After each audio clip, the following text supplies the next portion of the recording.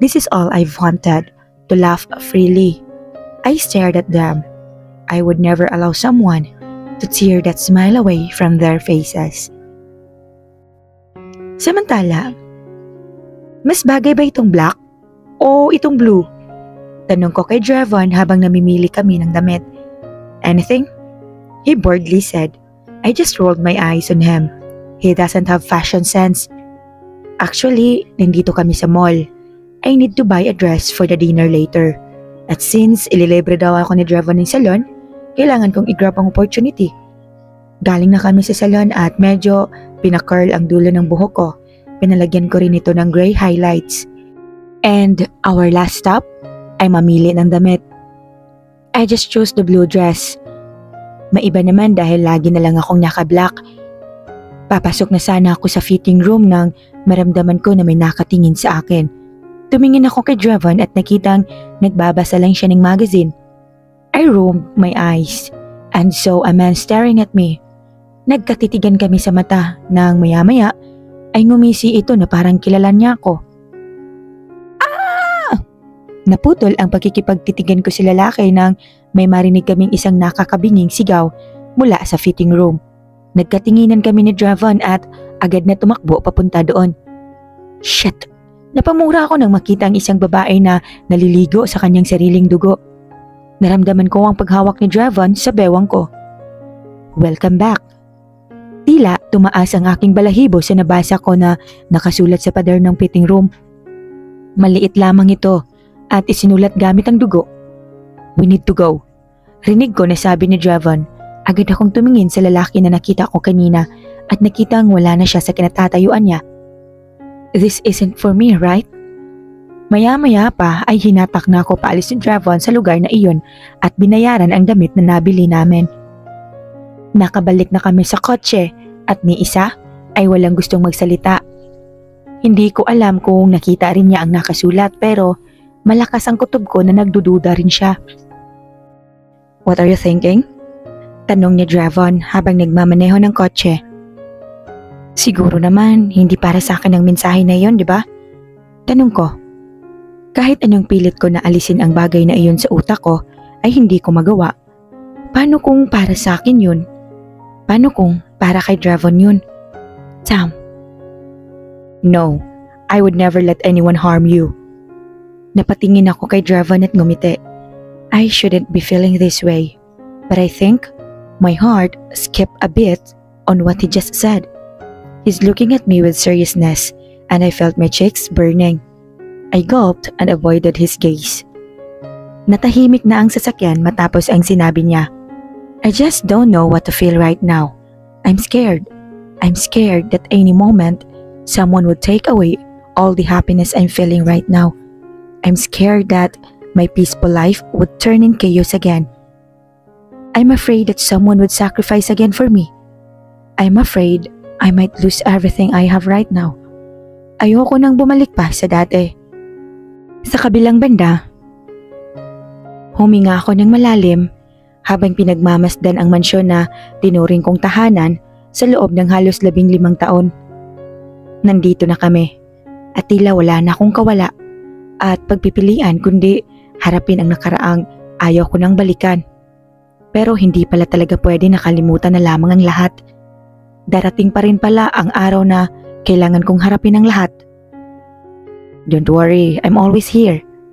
Napatingin ako kay Drevon habang hinahawakan niyang mahigpit ang kamay ko. Kasalukuyan pa kaming nasa loob ng kotse dahil kumukuha pa ako ng lakas ng loob upang muling tumapak sa lupa ng mga taong nagtago ng katotohanan sa akin. Di kita pababayaan. Trust me, okay? He said while looking straight to my eyes. Naramdaman ko na naman ang kakaibang bilis ng tibok ng puso ko habang sinasabi niya yon. Feeling ko ay pagkasama ko siya, lagi akong ligtas. Ngumiti ako sa kanya at tumango. Nakita ko rin ang kararating lamang na kotse ni Tito Greg at nauna na silang pumasok sa loob. Si Kuya ay nagpaiwan na sa mansyon dahil may trabaho pa daw siyang dapat tapusin.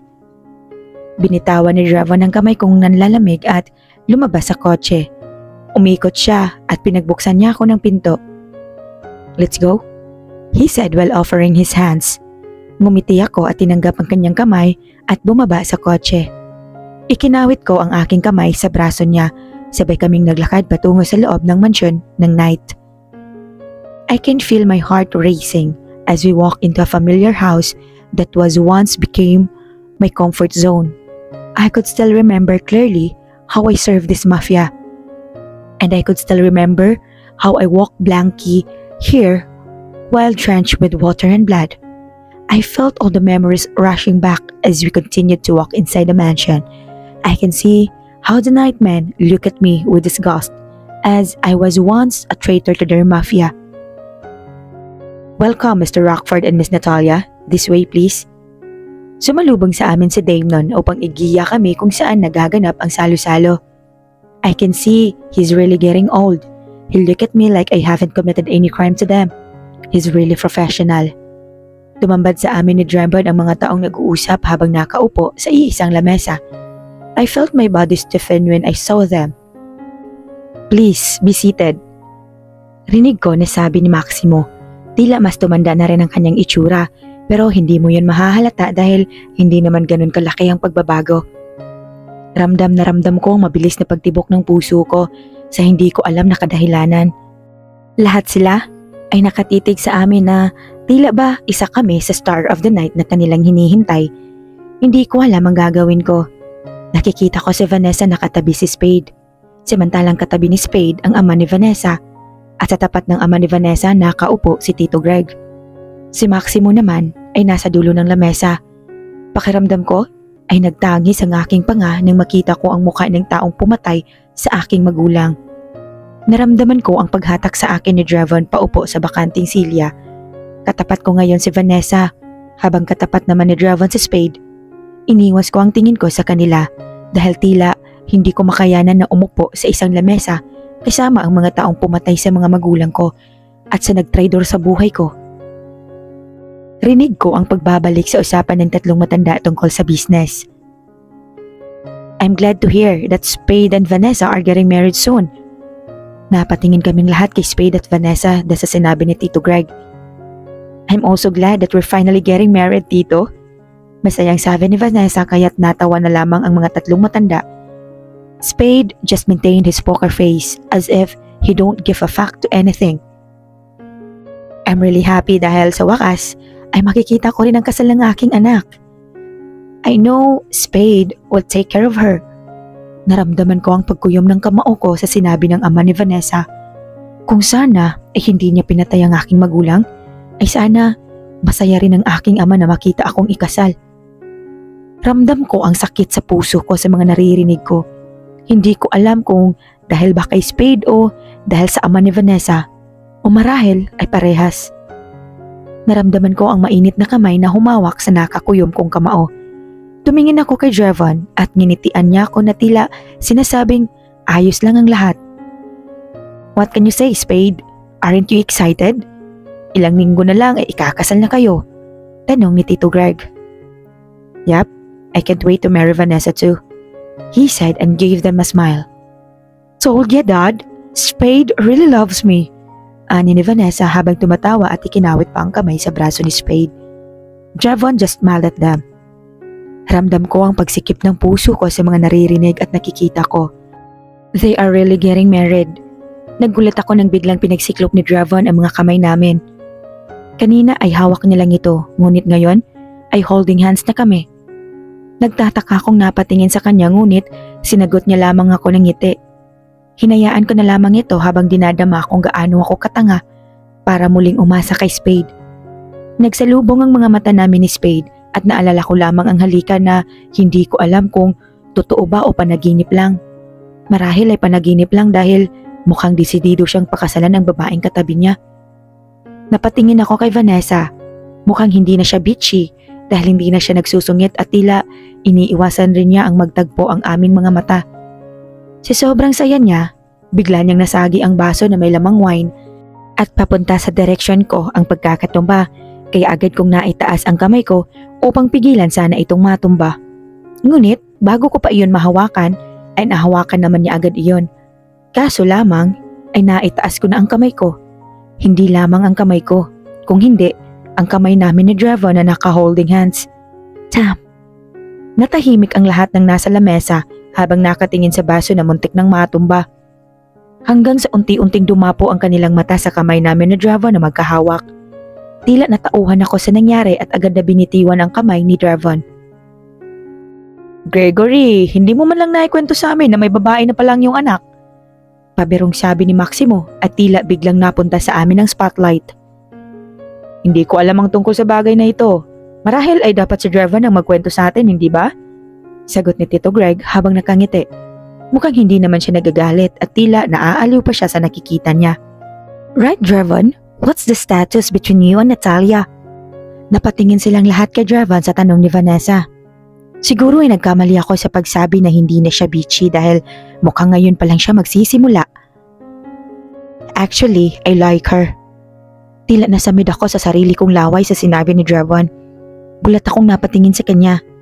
I also saw Spade clenching his jaw and glaring at Dravon. Narinig ko na nagtawanan ng mga matatanda sa kanilang narinig. Kinuha ko na lamang ang kubyertos at kumain dahil sa sobrang awkward ng atmosphere. Ano bang pinagsasabi ni Dravon? Oh, are you sure? I mean, marami naman ang mga babae dyan na lubhang mas maganda ang family background. Sabi ng ama ni Vanessa. Napahigpit ang hawak ko sa kutsara at tinidor na nasa kamay ko. Ramdam ko din ang pagtahimik ng hapagkainan at tila lahat ay napako sa kanilang narinig. Ramdam ko ang galit na unti-unting sumisiklab sa puso ko. Wala talaga siyang kasing sama. Kinagat ko ang dila ko upang pigilan ng sarili na may magawang masama. Ayokong magkamali dahil paniguradong buhay ko na naman ang nakataya. Why don't we talk about business in my office? Naputol ang isang nakakabinging katahimikan sa pagsasalita ni Maximo. I can't even look at them. Nasusuka ako sa pagmumukha niya. That would be a great idea, sabi naman ni Tito Greg at umalis na sila sa hapag.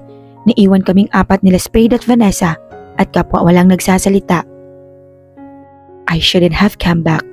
Akala ko, pagbalik ko, ay hindi ko na mararamdaman ang sakit at pait na naranasan ko. Pero tila, matapos ang 5 taon, ay unti-unti na namang bumabalik lahat ng sakit sa puso ko.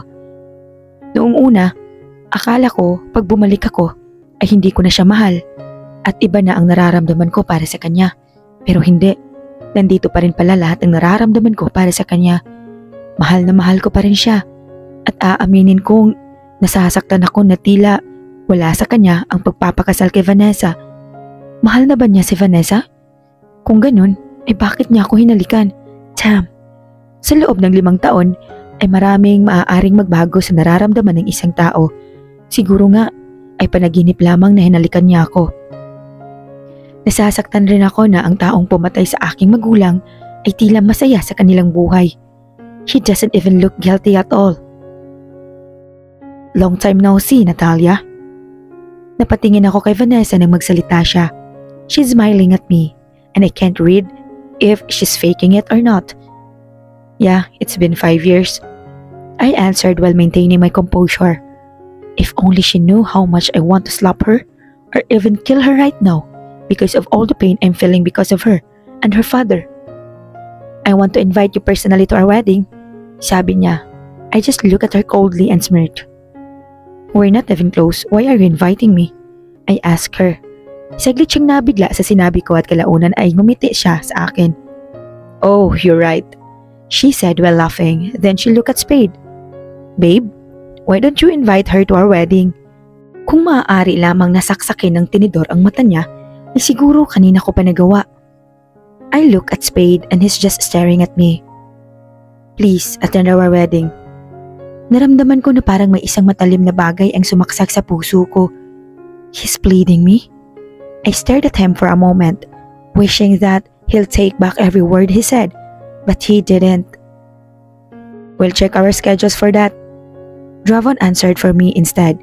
I can't find the right words to say at this moment. Please, excuse me, CR lang ako. I excused myself. That place was suffocating me. I can't breathe and it kills me. Hindi ko na hinintay pa ang sagot nila at umalis na ako sa lamesa. Instead of going to the comfort room, I went to their garden. Dati, kapag gusto ko ng katahimikan at gusto kong mapag-isip, ay dito ako pumupunta.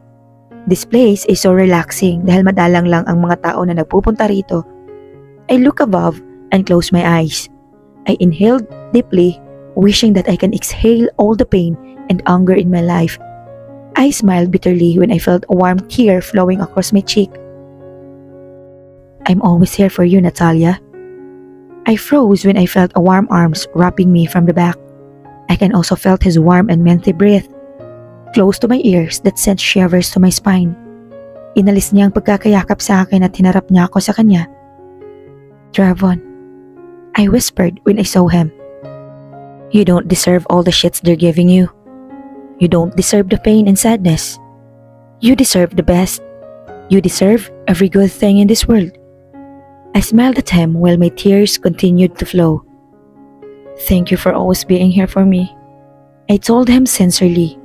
Sa lahat ng masasamang nangyari sa buhay ko, nagpapasalamat ako na binigyan pa rin ako ng Dravon sa buhay ko. Do you still love him? My smile faded on his question. I can't even answer him. I saw how his worry eyes turns to sadness.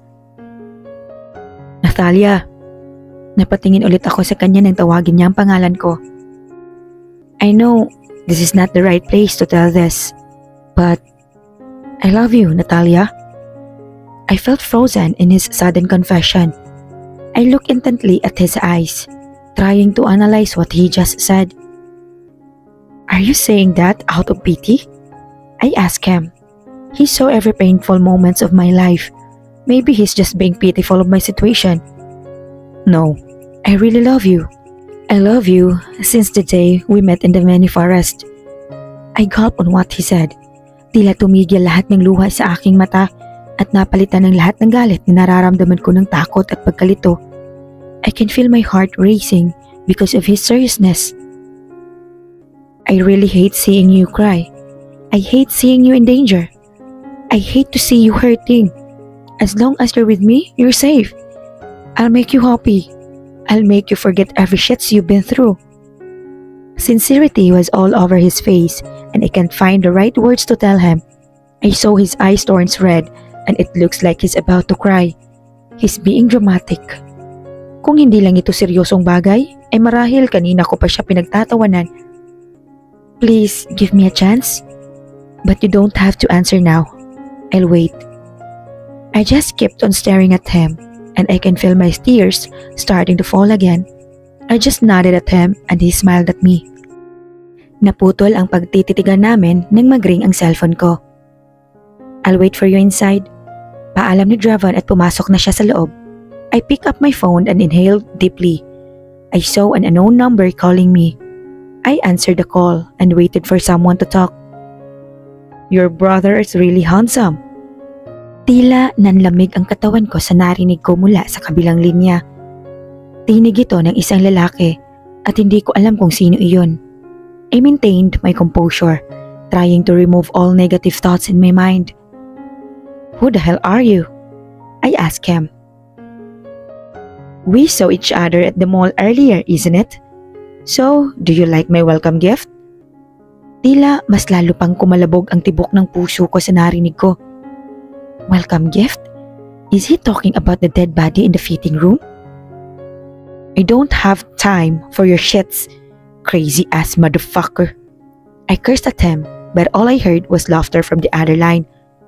Well then, say farewell to your beloved brother. Nanlamig ang buong katawan ko sa sinabi niya.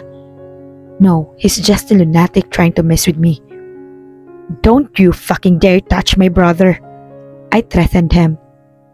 Oh, so you don't believe in me? Should I let you hear some proof?